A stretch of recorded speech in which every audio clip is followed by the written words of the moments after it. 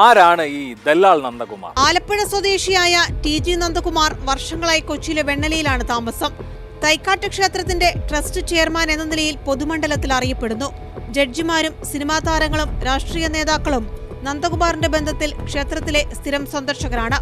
EP Jayarajan വിവാദത്തിലായതും ഈ ക്ഷേത്ര സന്ദർശനത്തിലൂടെയാണ്.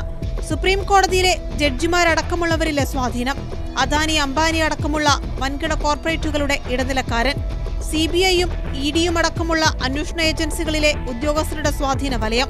Lavalin കേസിൽ CBI അന്വേഷണത്തിന് ഉത്തരവിട്ട കേരള ഹൈക്കോടതി ചീഫ് ജസ്റ്റിസ് VK ബാലയുടെ ഉത്തരവ് നന്ദകുമാറിന്റെ സ്വാധീനത്തിലുള്ളതാണെന്ന് CPMലെ ഒരു വിഭാഗം ആരോപണം ഉന്നയിച്ചിരുന്നു. അനധികൃത സ്വത്ത് സമ്പാദന കേസുകളിൽ അന്വേഷണം നേരിട്ടെങ്കിലും ഏജൻസികൾക്ക് നന്ദകുമാറിനെ ഒന്നും ചെയ്യാനായില്ല. വിഴിഞ്ഞം തുറമുഖം, തിരുവനന്തപുരം വിമാനത്താവള കൈമാറ്റം തുടങ്ങി അദാനിയുമായുള്ള കരാറുകളുടെ ബുദ്ധികേന്ദ്രമായി പ്രവർത്തിച്ചത് നന്ദകുമാറാണെന്നും ആരോപണമുയർന്നു.